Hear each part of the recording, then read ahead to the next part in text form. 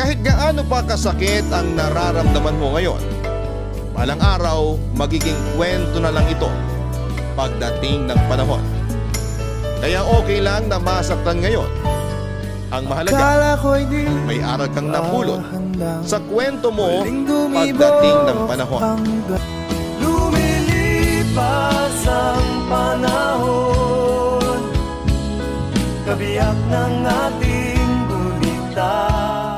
Nangumimik, nagdadagdalan lang sa tingin. Saan ka ba nanggaling? Bakit ngayon lang?